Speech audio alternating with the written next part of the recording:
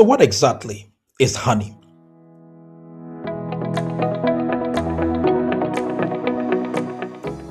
I want to welcome you to the very first episode where we now begin to delve into products. And this episode will mark the beginning of an important journey where we begin to analyze and discuss products.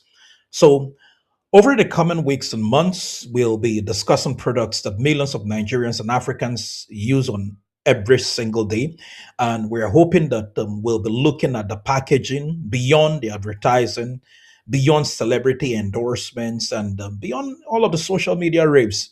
Because as consumers, we deserve to know exactly what we're buying. And so, for this very first episode, we will be discussing something that has become a household name across Nigeria and in some parts of Africa. And that product is honey. Now, but before we begin, let me make something very clear.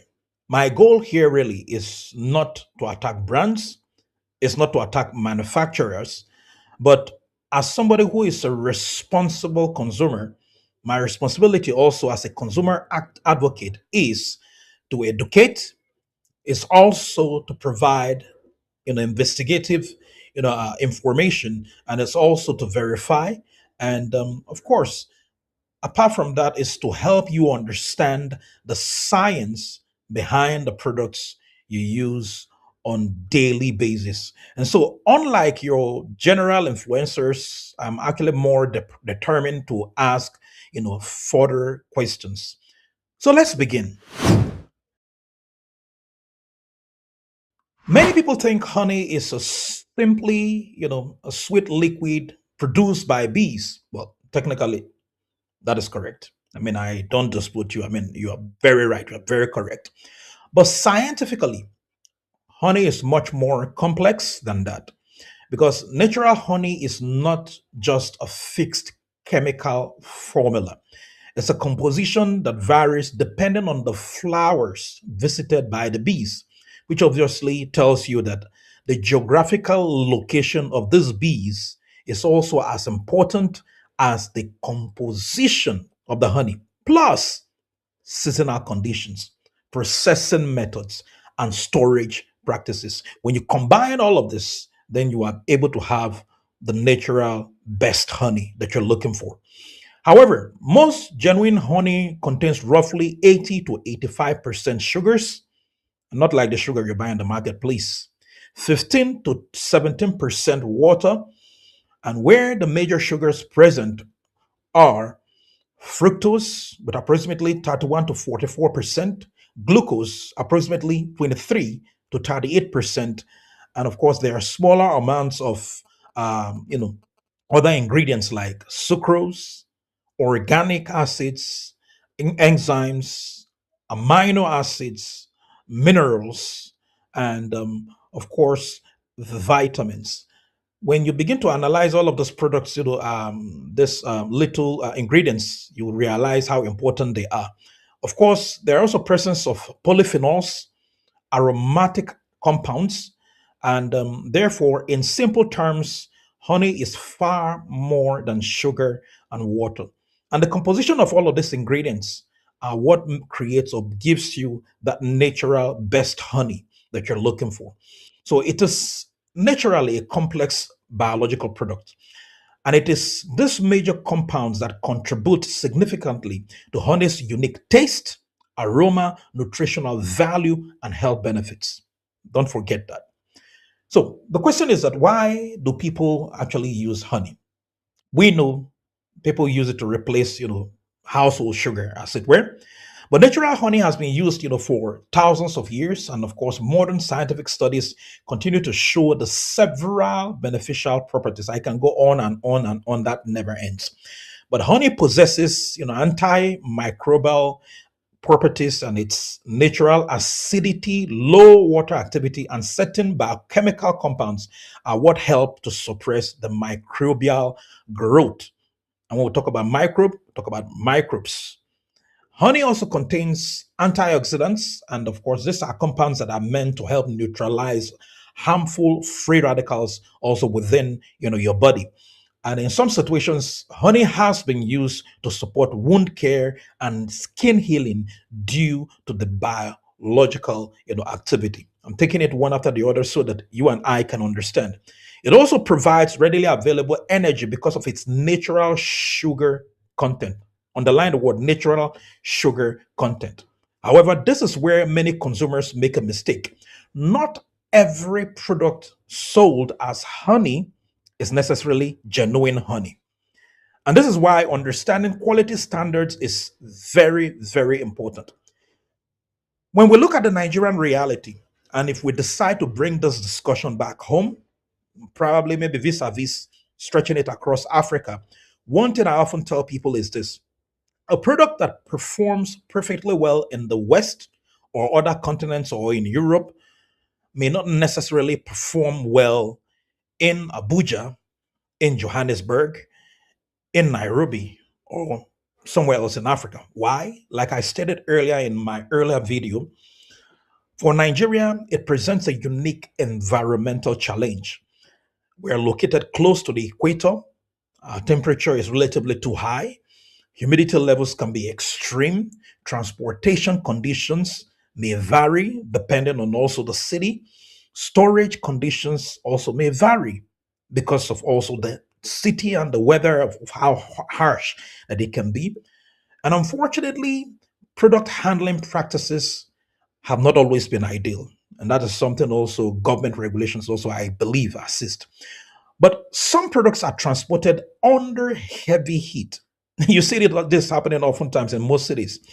Some remain exposed in open markets for prolonged periods. Others may be stored under conditions that gradually degrade the quality of the honey if we bring it back to just honey, which is why regulatory standards regarding honey actually exist. They help consumers trust what they are buying to know if it actually meets the acceptable quality requirements. So, if we talk about science, and like I said in my introductory video, how do science actually, or scientists, know how a genuine honey is? Now, many people will believe that there is a magical test, you just put it and then it works, that determines if your honey is real or not. But that's not how science works. Authenticity is usually determined through a combined or a combination of laboratory tests, where scientists will begin to examine several key indicators, such as the moisture content. They will want to find out if the quality honey is able to contain less than 20% moisture, because excess or excessive moisture can actually encourage fermentation and, of course, spoilage of the honey. Then they will begin to look at what we call acidity and pH. Honey is naturally acidic. Typical pH values for honey will range between approximately, and underline the word approximately, between 3.3 to 4.3.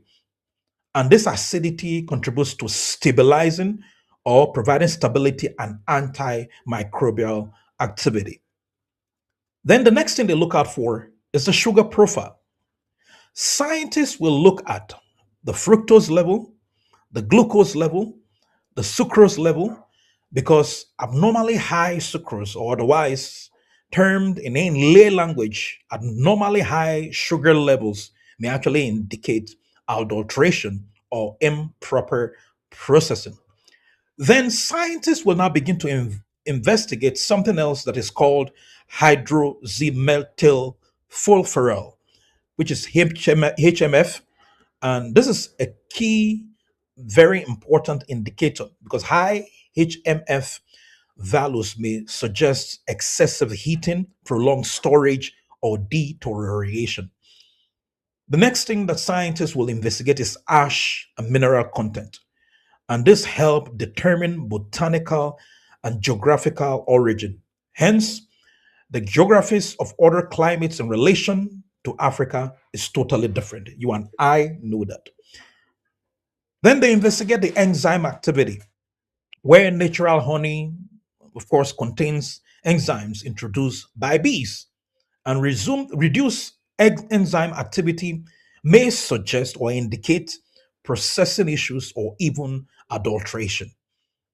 The next thing they will investigate on the scientists is this: advanced authenticity testing, where in more sophisticated laboratories, additional analysis may include things like pollen analysis, isotope ratio testing, chromatography, spectroscopy, NMR, analysis.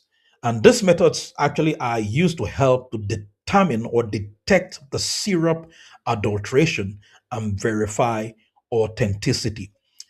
If you follow all of the list that I have just provided, you may now have seen that, in other words, scientists don't simply look at honey, they investigate it.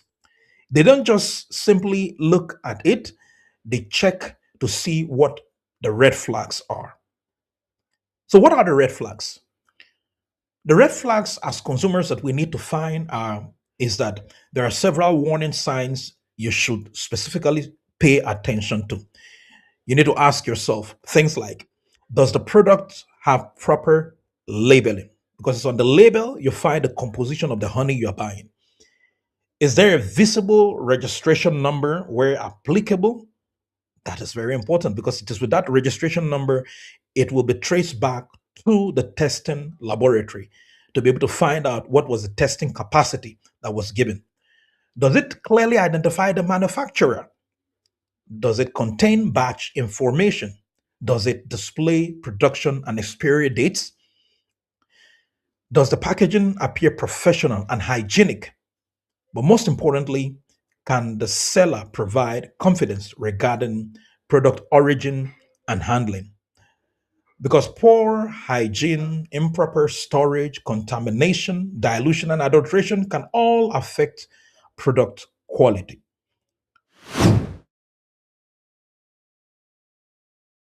NAFDAC is simply not here to punish, and that is when we're talking about the Nigerian factor.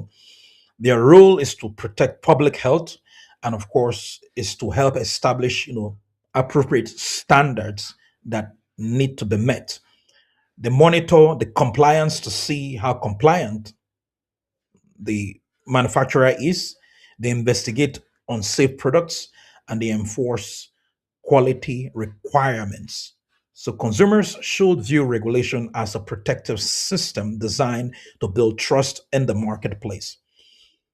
And beside that, when we as consumers go to purchase some of those products, as a consumer, I suggest you have to have a checklist in mind. At least, if not met 100%, at least most of it has to be met. And whenever you encounter a product, whether it's honey, a lotion, or supplement, or packaged food, ask yourself five simple questions. First, should I trust this product category? Second, what's actually inside the product that I'm purchasing? Third, you need to also ask yourself, what does each of the ingredient listed in the product do? Fourth, you also will need to find out what the risk a customer should be aware of. And finally, while looking at all of this checklist, you should also ask yourself that, does the available evidence support the claims that are being made, regarding the product? Because these five questions will guide everything we discuss on this platform and even more. So my final thought will be that the purpose of consumer advocacy is not fear, it is empowerment, and it is also to help an informed consumer, to be informed and not be deceived. An informed consumer encourages better business or better businesses. And of course, better businesses, often create stronger, industries. And guess what? Stronger industries build stronger nations. And of course, an informed consumer prevents themselves from future unnecessary, avoidable ailments because prevention is always far better and cheaper than cure. So before buying any product, remember, look beyond the price. Remember, look beyond the packaging. Remember to also look beyond the advertising and also look beyond celebrity endorsements. Because at the end of the day, when you have a social media hype only about a product, you need to start asking better questions because the quality of the answers often determines the quality of the product that you are purchasing. And to my wonderful manufacturers, distributors, and business owners, please let's continue striving for quality, transparency, and compliance with established standards. At the end of the day, the consumer you're serving may be your family member.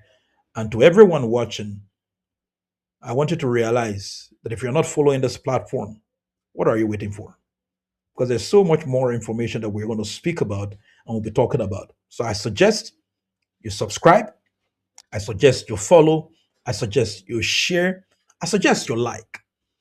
Because when you do that to this episode, many more of such episodes will be recommended to you so that you can join us as we continue uncovering the science behind the products we use every day. Until next time, I remain your very good friend, the consumer advocate. Stay informed, stay curious, and guess what? Always remember, always remember knowledge is your first layer of consumer protection. So get knowledge, and that is the knowledge we're providing. I hope this helps. I'll see you in the next one.